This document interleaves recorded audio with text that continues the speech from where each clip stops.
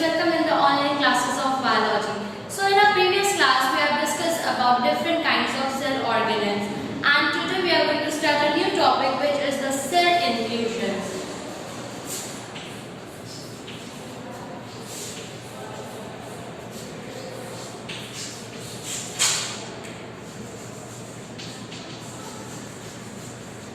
In this topic we will study about different kinds of inclusions.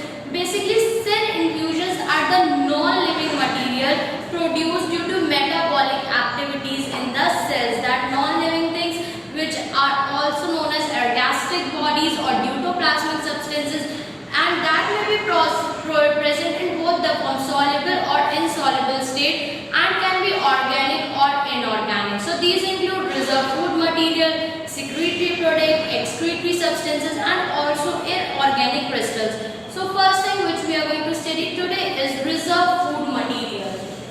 First cell inclusion is reserved food material. So what are reserved food materials? So these are the food of the plants. In the body of plants, the food is reserved in some form or another. So these are synthesized in the plant body from carbon dioxide and water and accumulate in the cells. And they are found in each organ of the plant, but they are present in larger amounts in stems, roots, leaves, and buds or spores of the plant. And this food, reserved food, is divided into different categories or different materials. So the first category is carbohydrates. The first reserved food which is present inside the plant, which is reserved in different parts of the plant, is carbohydrates. Carbohydrates are basically organic substances. It is a simple sugar that is CH2ON. That is a formula of simple sugar. It is a simple sugar and it is also referred as saccharides because it is sweet in taste, and Latin the word saccharine means sugar. Natural carbohydrates are present in different cereals and vegetables and different things, but like bread, sugar cane, fruits and so on. And depending on their structure, carbohydrates are of different kinds, because somewhere the bond formation takes place that 2 molecules of sugar combined together, 3 molecules of sugar combined together, and that cases it depends upon it that they may be of so many different kinds. So the first kind is monosaccharides.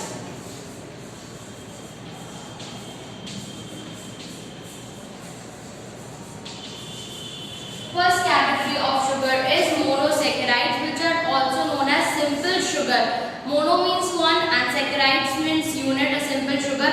They are monomers from which more complex substances develop. This is just a simple sugar, and when these simple sugar combine together, complex sugars like disaccharide, oligosaccharide, polysaccharides, further on they form with the help of this only. So this is the formula of the monosaccharide, that it is of C6H12O6. This is the basic formula of simple sugar or carbohydrate, and that is known as glucose, which is the important food material for the plant body. That food is stored in the form of glucose, but there are also different forms like triosis, tetrosis, pentosis, and on which haptosis, that are different for different plants and different parts of the plant. So that is all about monosaccharides, which is the simple sugar stored in the plant in different forms. Now coming to the second kind of sugar, which is disaccharides.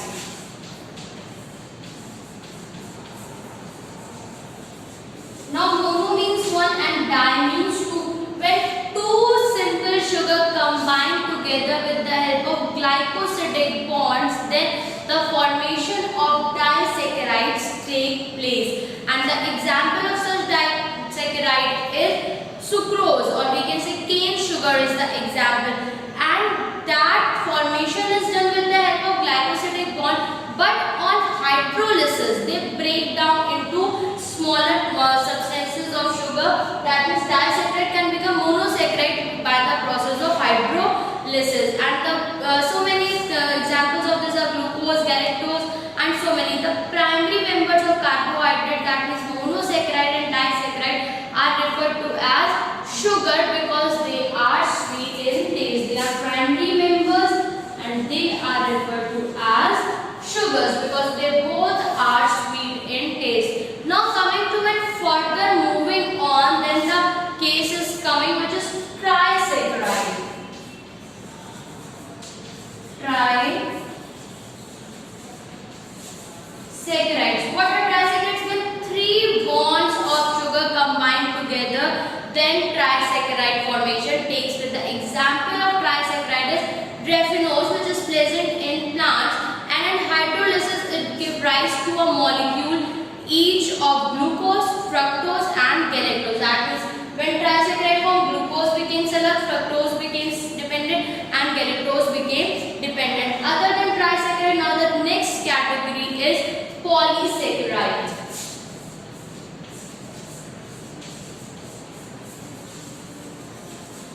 In the case of polysaccharide, more than 3 bonds of sugar combine together, and it's the largest and most complex form of carbohydrates. It is consists of long chains of many monosaccharides. More than 10 molecules are present in that case and when then more than 10 molecules form together, but on the process of hydrolysis they give birth to monosaccharides. Agar and mucopolysaccharides etc. are most important types of plastids. Now coming to some examples of this. So the first one is insulin.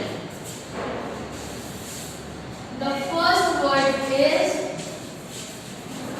insulin, which is considered as an example. What is insulin? It is found in cell sap of plants. That means it forms fan-like crystals when a thin secretion of fruit of dahlia is kept in alcohol or glycerin. It should be secreted out from it, which is known as insulin. Other than insulin, the second form is starch, which is the most common form of food reserve in plants. Starch is the storage polysaccharide of plant cells, and it is the most important food storage, as I told you, for men and herbivores also. And this starch is insoluble in water and it is present in many food grains, like when you wash rice, you saw starch coming out from them, or pulses starch coming out from them, and also it is present in seeds, fruits, rhizome etc. and it is found larger amounts. But there are two categories of starch: temporary starch and permanent starch. It is of two types, that is temporary starch and the second one is permanent starch.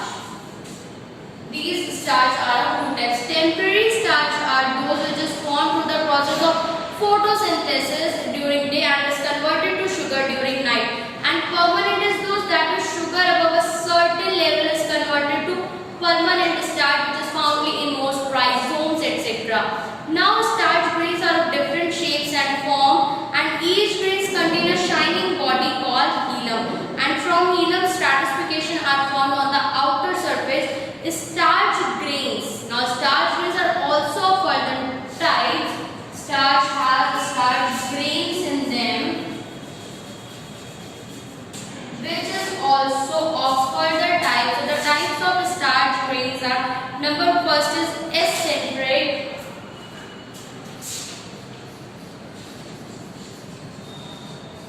This is a kind of starch grain that is eccentric. That means in this grain hilum is present in one side only, and the stratification in that cases is not equal. And the second one is concentric. So in that case the stratification is equal in both the sides and hilum is present in the center. And when a grain contains more than one hilum, then it is called simple starch grain. For example, maize, and those grains which contain more than hilum, that is called compound grain. For example, potato, rice, etc. Now other than starch, the next thing which is present is glycogen, which is also a kind of reserve food material for the plant.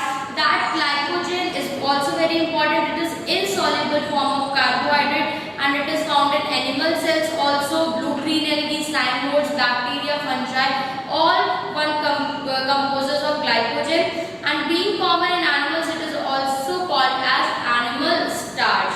Now the next one is cellulose, which is also known as to form the wall of the cell. Cellulose is used and it is a major structure molecule of plants because cellulose compose cell wall and cell wall is the only characteristic of plant. So it is digested by animals because they do not produce any enzyme capable of cleaving, but it is keep presenting in the plants only. Other than this, pectin and gum,